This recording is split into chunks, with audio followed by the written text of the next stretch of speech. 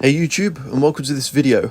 As the title suggests, this is going to be a tutorial on how to spray your alloys at home using rattle cans, so spray cans versus a traditional spray gun or compressor. So you won't need any professional tools, and basically how to do that at home and still get really good results. So starting off, we're going to clean the alloys, and then we'll move on to the sanding and the spraying. As you saw from the time lapse, I've finished up washing the alloys. So the next couple of stages is the respraying. So normally you've got primer, you've got whatever color you want it to be, and then you've got your top coat. I have chose this. These are just from Halfords, as you can tell. And I have chose this because it says for best results, please use this. First thing I'd do is read each can, write down any important information. So in the circle here is what I've taken from the cans. I've done this list here, which basically takes the whole process and just shortens it down. So starting off with the alloy, sand it, add the primer, sand it again, add your colour, sand it again, add your lacquer. A few things to note is look at the drying times between coats. So I've got 10 to 15 minutes, 15 minutes and 30 minutes. This normally is stated on the back of the can, how to use. And then the important one for me is sanding between coats. Say you need 3 or 4 coats of this. You don't need to sand in between them coats, but you want to sand in between applying different colors or different spray paints. Starting off with the alloy to prepare it, I probably wouldn't go up to 400. I'd probably stay around 180 to 250, 300, whatever you want to say. And then wash that down and prime it. Then after you're done priming, we move over to the top color. Before you spray this, I'd recommend sanding the primer down to 400. Again, washing, waiting for it to dry, applying your coats. And then finally, on the back of the lacquer, it says to sand it to 1200 grit. So that's what I'll be doing. And then applying 2 coats of lacquer to the top. When you sand after this, it should look matte, and then it will look glossy after you put your lacquer on top. So yeah, I'll go through the process now, and I'm not sure how I'm going to video this, but hopefully it all makes sense. You can get a selection like this. I've picked this up from B&Q. So this covers our ranges really. So I can start off with 240, I can prime it, I can then use the 400, spray the gloss black, and then I'm going to have to order some 1200 wet and dry separately, or you can go to Halfords again. I just forgot to pick some up. So I had a orbital sander handy, and I thought I'll start off with this to remove the bulk of the paint, especially the clear coat, previous clear coat. And then I went round and tidied this up with the 240 grit sandpaper by hand. Don't worry about going too coarse with the orbital sander. So I did 240 grit by hand, and then on the orbital sander I'm using 80 grit. And then the orbital is obviously a dry sand, and then by hand I do wet and dry. So I have a hose pipe, I keep that running. It helps the sandpaper to glide a lot easier. So you get like a nice smooth, even finish, which is important on something like this. I did want to make a note here, the edges that are machined, so the chamfered edges that were sort of metal with no paint over the top, there was clear coat. I should have sanded these bits down, but I didn't notice it till I put the primer on that this had clear coat, as I could see the layer build up. So here's an example of one of the alloys sanded. Some of it, the spokes, I think the paint was quite thin on it, so it went through quite easily. And then we can see here where we've got the different coats. So the etch primer will do most of the work, but stuff like this, you need to make sure you scuff up the previous lacquer. Basically anywhere that's shiny, as you can see in here, where the clear coat still remains, don't have to get rid of all the clear coat, but you do need to scuff it up. So I'll be using this pack again, and I'll be using the 240 grit. One thing to note with all cans is keep them in a warm place, so don't keep them outside. This is why they're in the house, and they will stay in the house until I need to use them. Obviously I'll spray outside, probably on the grass. And then make sure you shake them up for about 2 minutes before spraying. So 2 minutes, spray all over.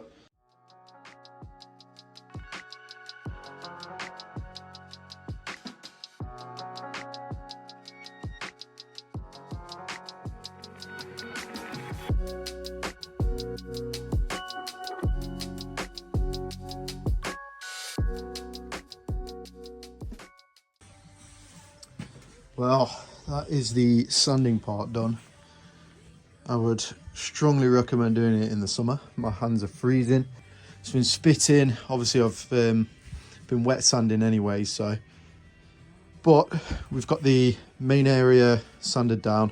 And then as you saw in the time lapse, all I did was scuff up the clear coat on the insides. So basically I can paint everywhere other than this back face. So I'll do some masking tape around the back, and then I can paint all over the inside and everything. So let these dry and then come back, mask them and put some primer on at last.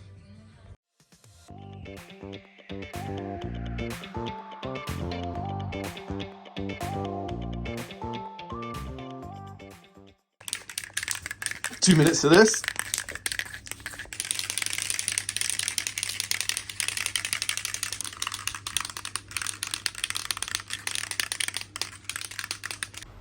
Starting off, it's always good to do the first coat as almost a mist, so dead light. And then once this is dry, come back and spray a proper coat.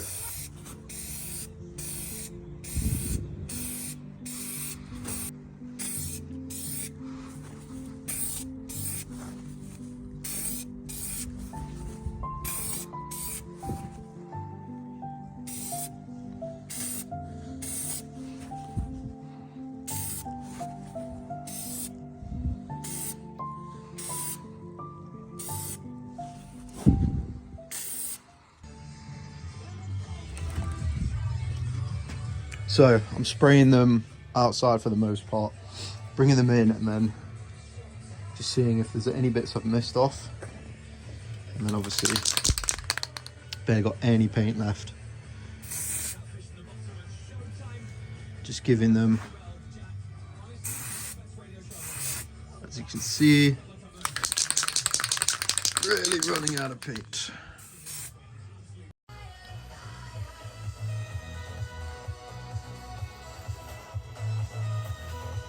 Little side project. Just wanted to see what it looks like. So I didn't sort any of the scratches out, and there's a bit of gunk and stuff like that on it, but I wanted to see how does the white look on this kind of material, and I think it looks lovely. So the lower portion of the car, so the dashboard will be black, and then the front is black because it's part of the dashboard, but the lower half will be white along with the center console. So I caved and bought some more etch primer and some high build primer. So I think I'll go around all of the alloys, anything where I see like this lacquer that's left over, I'll just give that a quick once over with 400 grit or something, and then spray it again. Right, I've let these cure for 2 days over the weekend. So now I'm going to go over them with a bit of a fine toothpick, get rid of any of the, especially there, I mean, there's an example. So I used 80 grit on the orbital sander, and now I'm going to go over by hand and sand with probably 400 grit, 240, depending how easy this stuff comes off. Yeah, it's a shame about this because basically what's happened is this chamfered edge was machined to bare metal with clear coat or lacquer over the top of it. So as I've sprayed the primer over the top, as you can see, where bits of clear coat have chipped away, it's left a bit of a messy edge. Excuse the audio, I do have the mask on, but I've decided the best way to do this now is literally a spoke at a time. The overspray will start the front, and then I can touch it up later. So I'm simply spraying the inside Oops. And when I'm trying to come up into the air to finish off the spray. So, or you can try and finish off in the hole. Boom.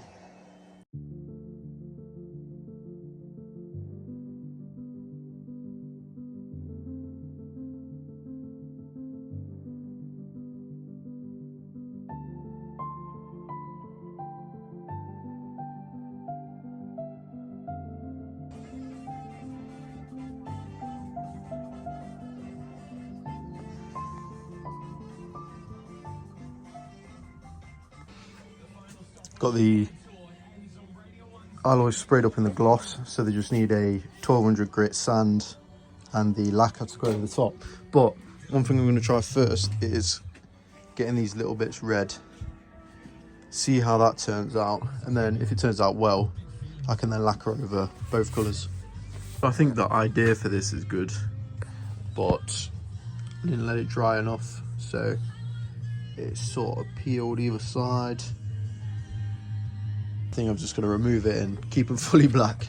Final stage, prep work, 1200 grit for the clear coat, so just keep sanding until the shine goes. Should ideally use a block for this, not just on your fingers, and get rid of the clear. Again, sorry about the audio, I do have the mask back on, but this is after one coat of clear coat.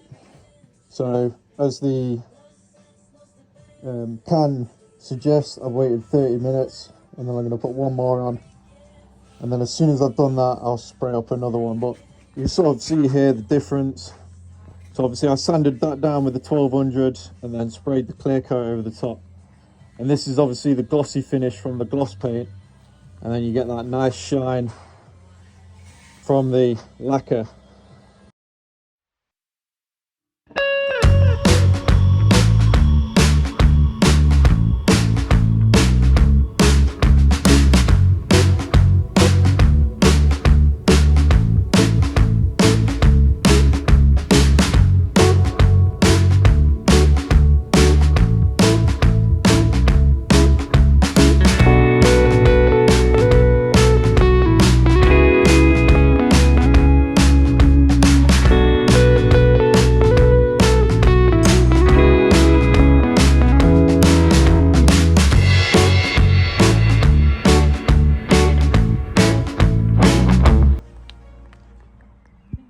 That is the complete process for spraying your alloys at home. Here's a finished look.